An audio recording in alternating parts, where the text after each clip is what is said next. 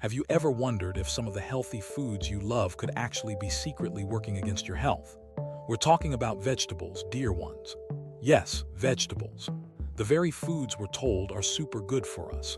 But before you even think about throwing out your salad, please know this isn't about fear. Not one bit. It's about knowledge and about taking the very best care of yourself, just like I'd want to take the very best care of my own cherished grandparent. You see, sometimes, even the healthiest foods can have little quirks, especially as our wonderful bodies get a little bit older and wiser. Our systems change, our needs evolve, and what was perfectly fine in our younger days might just need a gentle adjustment or a bit more thought now. Think about it like this. Your body is a precious, finely tuned instrument. As the years go by, it might just need a different kind of tune-up, or certain notes played a little differently. And that's perfectly, absolutely okay. You're doing great, and by watching this, you're already taking such a wonderful step towards understanding your health even better. So today, we're going to gently explore 4 common vegetables that, for some of us, especially as we enjoy our golden years, might need a little extra consideration.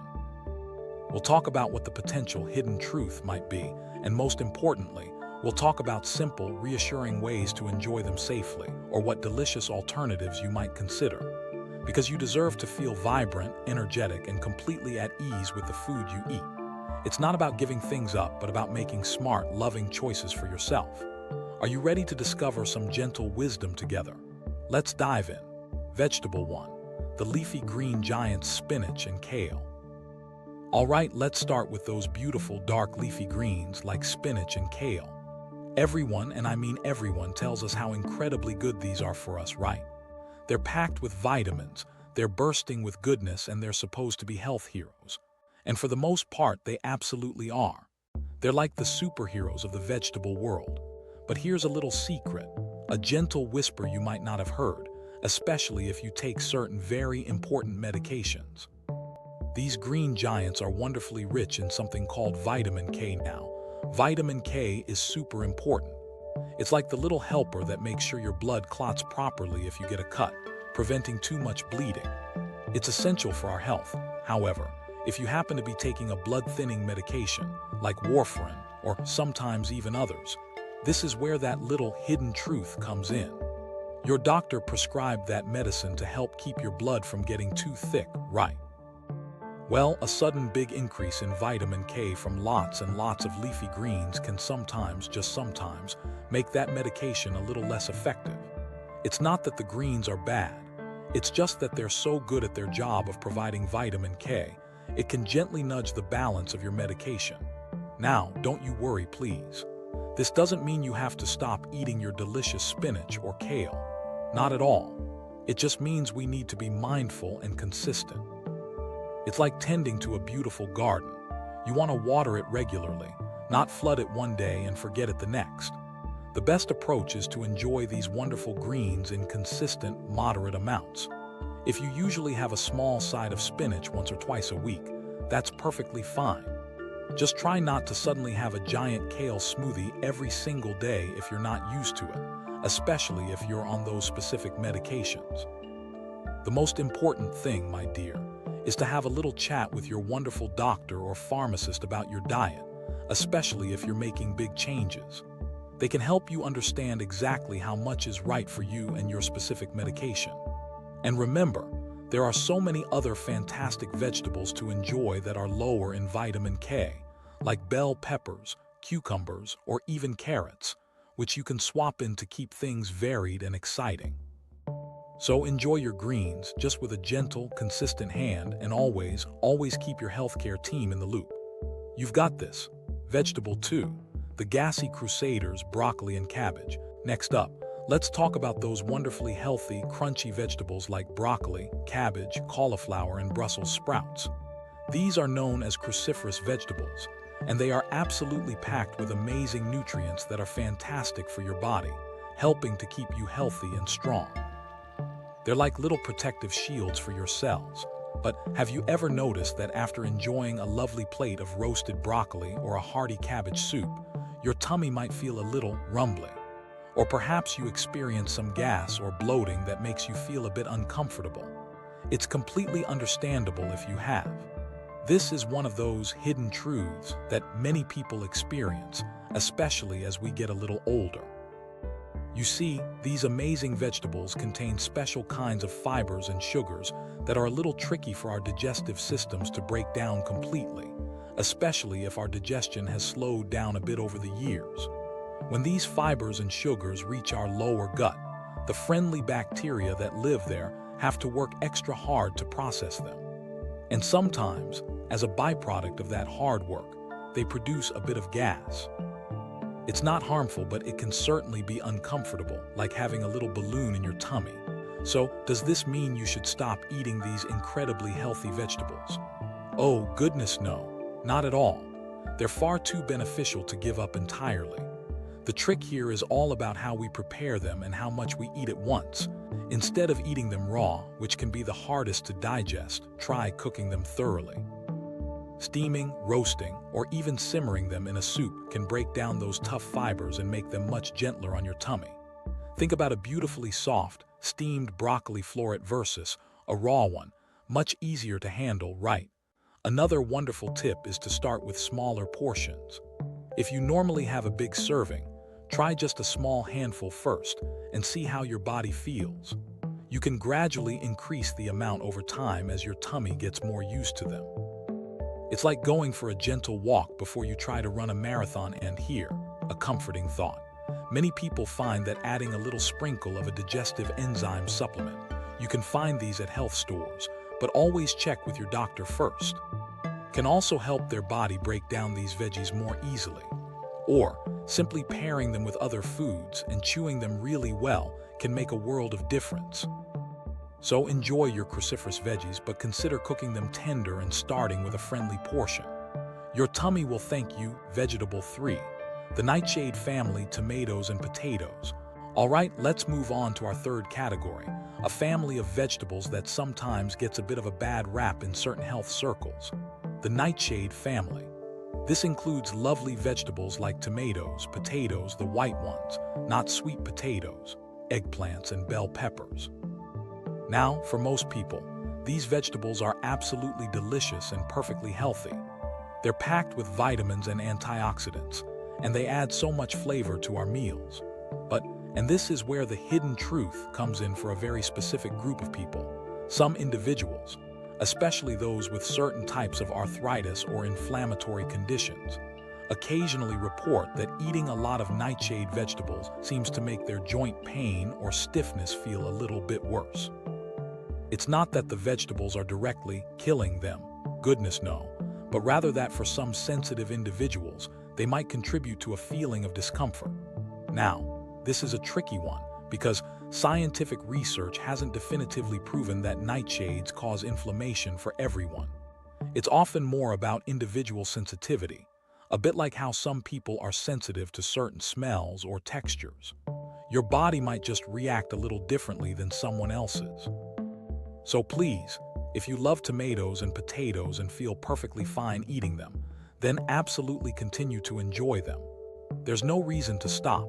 However, if you've been struggling with achy joints, or if you've noticed that on days you eat a lot of tomato sauce or mashed potatoes, your hands feel a bit stiffer, then this might be something gentle to observe for yourself.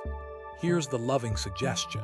If you suspect nightshades might be playing a role in your discomfort, you could try a simple experiment.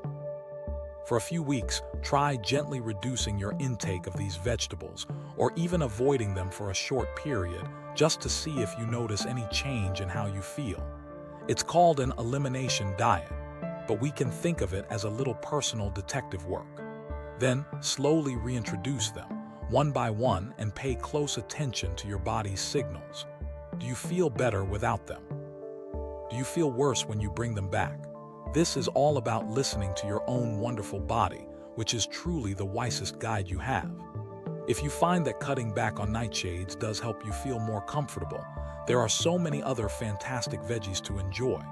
You could try sweet potatoes, carrots, zucchini, or leafy greens. And if you don't notice any difference at all, then wonderful. Keep enjoying your delicious nightshades. This is all about feeling your best, and you're the expert on how your own body feels. Vegetable 4. the starchy surpriser, corn. Finally, let's talk about our fourth vegetable, which might surprise some of you, corn. Now I know. Corn on the cob is a summer classic, and those sweet kernels in a casserole or soup can be so comforting and tasty. And for many, corn is a perfectly fine part of a balanced diet. But for our lovely seniors, especially if digestive processes have slowed down a bit, or if you're managing blood sugar levels, corn can sometimes present a hidden truth that's worth gently considering. Firstly, corn, especially the sweet variety, is actually quite starchy. While it has some fiber, it tends to be higher in carbohydrates than many other non-starchy vegetables. For some individuals, particularly those who are pre-diabetic or managing diabetes, consuming large amounts of corn can cause a quicker rise in blood sugar compared to, say, a plate of green beans or broccoli. It's not that it's bad, but it's more like a grain in terms of its sugar impact than a typical green vegetable. Secondly, and this is something many of us might have noticed, sometimes those corn kernels seem to pass right through us, looking just as they did when they went in. This is because corn has a tough outer casing, kind of like a little protective shell, called cellulose. Our human digestive system, especially as we get older and our stomach acids might be a little less potent, isn't always great at breaking down this cellulose. This means that while some of the nutrients inside the kernel are absorbed, a lot of it can pass through undigested, which can sometimes lead to discomfort, bloating, or just not getting the full nutritional benefit you might hope for. It's like trying to get water out of a sealed bottle without opening it properly. So, what's the gentle wisdom here? If you love corn, you can absolutely still enjoy it. Just perhaps think of it more as an occasional treat or a side dish in moderation, rather than a main vegetable staple every day. If you're watching your blood sugar, pairing corn with protein and healthy fats can help slow down its absorption, making it gentler on your system. And if you find that corn consistently causes you digestive upset, don't feel bad about exploring other delicious options. There are so many fantastic, nutrient-dense, and tummy-friendly vegetables out there. Think about swapping out corn for a vibrant serving of bell peppers, green beans, asparagus, or even sweet potatoes, which, while starchy, often have a gentler impact on some systems and are packed with other nutrients. The key, my dear, is to be aware, listen to your unique body's responses, and always choose what makes you feel the most comfortable and vibrant. It's not about restriction, but about smart, loving substitution and finding what truly nourishes you. Putting it all together, the grandparent's guide to veggie wisdom. My dear, wasn't that an interesting journey? We've gently explored some of the lesser-known aspects of these four common vegetables: the vitamin K in leafy greens, the gassy fibers in broccoli and cabbage, the potential sensitivities with nightshades, and the starchiness and tough casing of corn. But let's be absolutely clear, loud, and proud. No vegetable is secretly trying to kill you. That dramatic title was just to catch your eye, to get us talking about something important in a kind and gentle way. Vegetables, in general, are gifts from nature. They are cornerstones of a healthy diet, packed with the vitamins, minerals, and fibers that keep our bodies strong, our minds sharp, and our spirits bright. Your plate should still be colorful and full of these wonderful foods. What we've discussed today isn't about throwing out your favorite foods. It's about cultivating a deeper, more loving relationship with your body. It's about becoming a gentle detective, observing how different foods make you feel.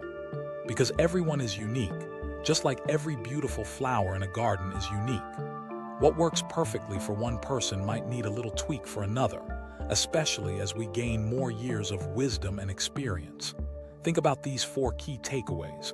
First, moderation and variety are your superpowers.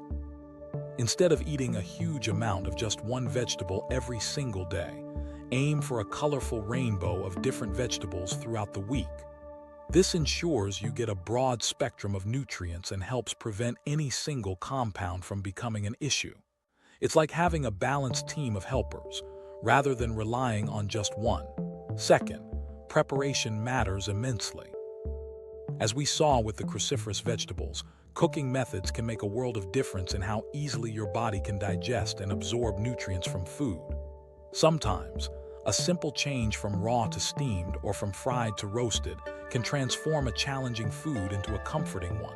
Third, listen to your body. It's your wisest guide.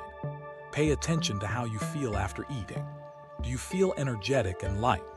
Or do you feel a bit bloated, uncomfortable, or achy? Your body sends you little signals all the time. Learning to notice and gently respond to these signals is one of the most powerful things you can do for your health. And finally, and perhaps most importantly, talk to your doctor or a registered dietitian. These wonderful professionals are your partners in health. If you have specific medical conditions, are taking medications, or have persistent digestive issues, please have a chat with them. They can offer personalized advice that's perfectly tailored for your unique health needs, making sure you can enjoy your food without worry. It's never a bother, it's what they're there for, and they want to help you feel your best. Remember, every step you take towards understanding your body better is a step of self-love. You are not alone in feeling this way, and it's okay if some of this seems new. You're doing beautifully simply by caring enough to learn. Health isn't about perfection, it's about progress, and it's about finding joy in nourishing yourself every single day. Keep enjoying your wonderful vegetables with a little extra wisdom and a whole lot of self-compassion, your next step for a healthier you. So, my dear ones, we've covered quite a bit today, haven't we? It's amazing how much there is to learn about the foods we eat and how empowering it feels to gain this knowledge. You're truly doing a fantastic job just by being here and caring about your well-being. Now, I have a little challenge for you, something gentle that can make a real difference. From all the helpful tips we talked about today, whether it was about cooking your broccoli more, or being consistent with your greens if you're on certain medicines, or even just listening more closely to your tummy after a meal, which one resonated with you the most? Which one feels like the easiest, kindest step you could take for yourself this week? I would absolutely love to hear from you. Please, take a moment and comment below this video with the one tip you found most helpful, or the one vegetable you'll be looking at a little differently now. Your thoughts and experiences are so valuable, not just to me, but to everyone else in our wonderful community who might be feeling the same way. Sharing helps us all learn and grow together. And if you found this gentle exploration helpful, and you'd like more simple, reassuring advice to help you feel vibrant and strong in your golden years, please do give this video a thumbs up, because that tells me you enjoyed it and want to see more like it. And if you haven't already, consider subscribing to our channel and hitting that little bell icon. That way, you'll be sure to get a friendly notification every time I share new wisdom designed just for you, so you don't miss out on any future tips that could help you feel amazing. Thank you so much for spending this time with me. It truly means the world. Remember, you deserve to feel your best every single day. Keep listening to your amazing body, keep asking questions, and keep nourishing yourself with love and kindness.